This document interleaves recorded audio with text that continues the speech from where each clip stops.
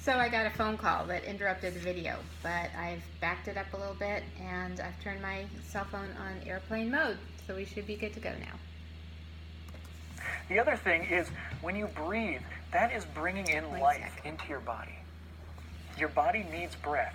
It's an element that we have free. You don't have to buy it. You don't have to go anywhere to get it. You just need to do it. And do it properly. Most people in this country now, they breathe up in their chest. So you can watch people if, you don't want to be a little bit strange staring at people, but you'll notice this. People will breathe into their chest. And when they do that, their shoulders will rise. So they'll take a breath in, like that. What that does is it tells the body that I'm uncomfortable, I'm stressed.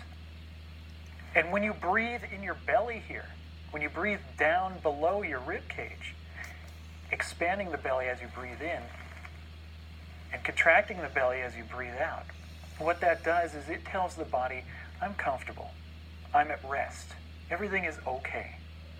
The diaphragm itself, which actually controls the breath coming in and out of your body, it's actually like a threshold between stress and relaxation. If you breathe into your chest, you're telling your body, I'm stressed. If you breathe into your belly, you're telling your body, everything is okay. So, do we have any questions here? Oh, I see. Yes, I'm curious. I've taken quite a few classes in yoga, meditation, dance classes, and they all emphasize the importance of breathing, and specifically breathing in through your nose and out through your mouth. And so I'm wondering what your opinion is about that method. Breathing in through your nose or your mouth.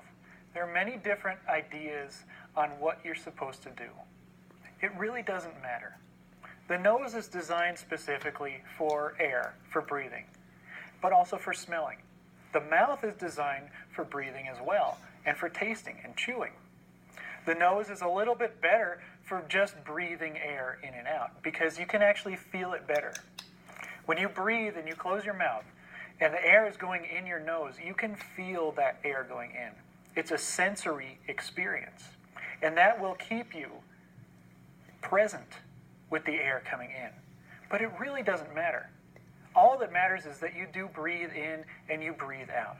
When you breathe in, the air comes into your body, all the cells expand, and it tells your body, let's look. And when you breathe out, your body relaxes and everything comes back down. And you relax, you're in peace.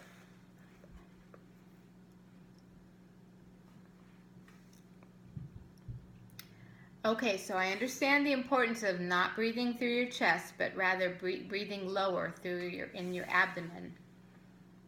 I'm wondering, do you have any I'd like to give you a little practical practice techniques? to practice breathing properly. Breathing in the belly. You don't want to breathe in the chest, you want to breathe in your belly, because remember, breathing in your belly tells your body that you're safe, you're comfortable, you're at rest. Everything is okay. It tells your body you can relax. So, just as you go to bed, lie down on your bed, facing up. Lie on your back. Place one hand on your belly. Place the other hand on your chest. When you have your hand on your chest and you breathe, what you want to do is make sure that the hand on the chest does not move. And the hand on the belly is what moves. When you breathe, the belly expands up to the ceiling. And when you breathe out, the belly flattens gently. You don't have to force the air out. You don't have to contract the muscles in your belly to push the air out. Just let it fall. As you breathe in, the hand on the belly rises up with your belly. The hand on the chest stays still. As you breathe out, the hand on the belly goes back in. It softens. Breathe like that, with your hands on your body, just like this. And concentrate and make sure that it's just the hand on the belly that's moving. It may be a little difficult to do that for maybe the first week or so. You'll get used to it. It's a practice. But you'll find that your body will become more accustomed to it. And it will happen quickly because this is natural. This is how your body is designed to breathe. This is how your body is supposed to breathe. So It's reminding your body of what it actually needs to do anyway. And once you do this for a few weeks, you'll find that you'll actually be breathing like that outside of your bed. When you're going throughout your day, when you're driving, when you're at work or something like that, you'll notice that, hey, I'm breathing in my belly and I feel better. I don't feel all this tension. It's a training process to teach you how to breathe properly. Remember, one hand on the chest, one hand on the belly. The belly hand moves, the chest hand stays still. That simple. Now, I've also noticed that when your body is hurting, when you've been in a static position for a long time, when you haven't been moving, say you're sitting at a desk for too long, then you may feel pain like in your shoulders or in your neck or something like that. What's actually happening is because you're not moving, you're probably breathing in your chest. You're probably thinking so much that you're not paying attention to your body at all. And so you're not getting enough air into your body. You're not getting that oxygen through. If you're breathing in your chest, you're only using about a quarter of your lung capacity. If you breathe down in your belly, you can fill up your entire lungs. So think about that. You're depleting your body of 3/4 of the oxygen that it actually needs if you breathe in your chest. And when you do that and your muscles are hurting, you're actually suffocating your muscles. Think about that. You're suffocating your muscles. If you're feeling that pain, stop for a second. Close your eyes and just breathe. I've had that experience many times in my life. Nobody has taught me this except my body. My body taught me this. And I would feel the pain. I would have a headache because I would be sitting at a computer for so long. And I would just stop and I would breathe. And I would feel better.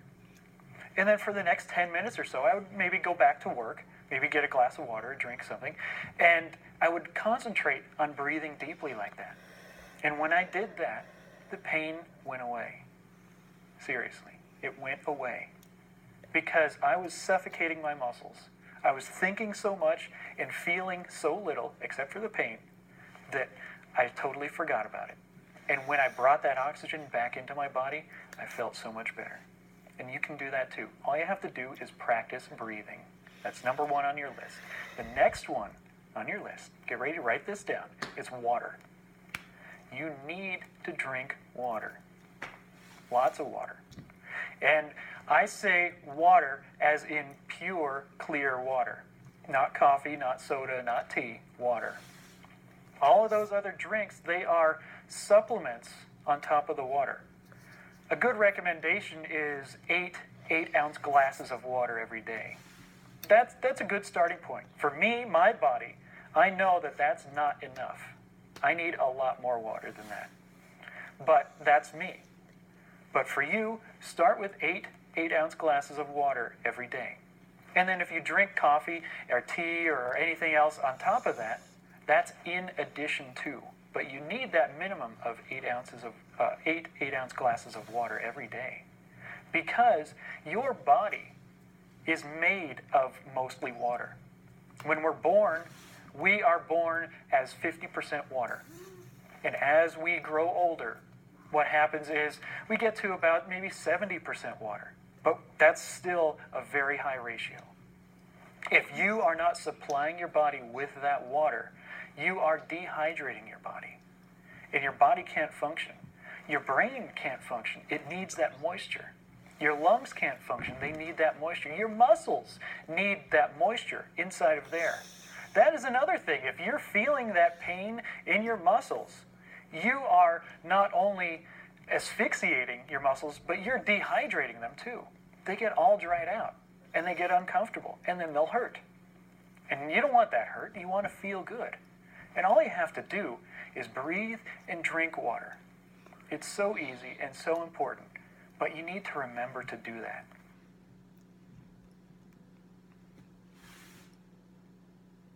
I have a question. So I understand the need to drink 8-ounce glasses of water a day. But you know, when you're at work, sometimes you can get busy. Do you have any ideas for how I can remind myself during the workday to drink water? Make a note. Write little post-it notes down and place them around your home or put a reminder on your phone or something like that to drink water. It's that simple. Always have water with you. and your body will thank you for it. Now, our next element on our list here today, we have air, breathing, we have water, and the next is nutrition.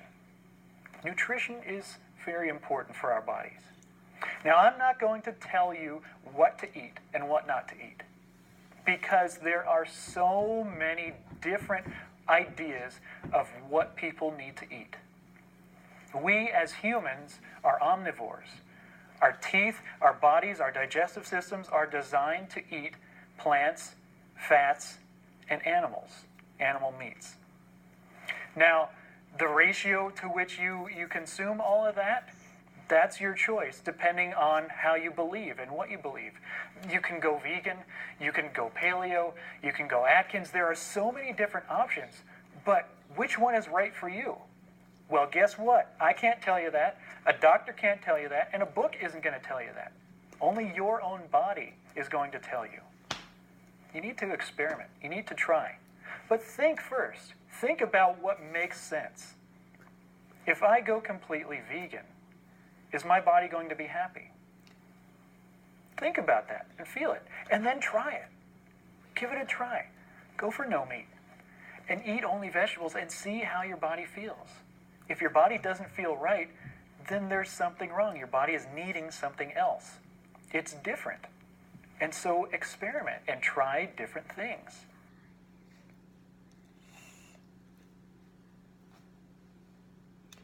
So I have a question. I'm familiar with vegan diets, but I have a question. I've heard about Atkins as well, but the term paleo, that's different, and I haven't heard that about that. Could you expand on that, please? Paleo is a diet. It's a diet that's been around for maybe about 10, 15 years or so, and it's based on the Paleolithic era. Basically, the idea is eat as people in the Paleolithic era did. Before there was domestic society, before there was agriculture and buildings and taxes and things like that, eat as a human is designed to eat. So basically what that means is no grains, no refined sugars, lots of good, healthy fats. Fats are very important because our bodies actually get energy from fat, not sugar. Most people understand that glucose, sugar, is what fuels our body, but it's actually the opposite. It's the fat that does it. Sugar is a fast-burning food. And when you take in that sugar, your body will get excited, and it will have energy, and then it will flop. It'll die. It will lose the energy. But when you have the fat, your brain is all fat. When you have the fat in your body has this slow, steady, strong, burning energy inside its body. It keeps your brain alive and healthy, and it keeps the energy within your body. So the Paleolithic diet is focused around fats, no grains, no sugars, no refined carbohydrates or anything like that. Mostly natural foods. Lots of vegetables, lots of berries, lots of fruits, good things like that. And in my research, I've found that is a pretty good way to do it. But of course, like I said, every body is different. So it may work for you, it may not work for other people. So you got to practice yourself.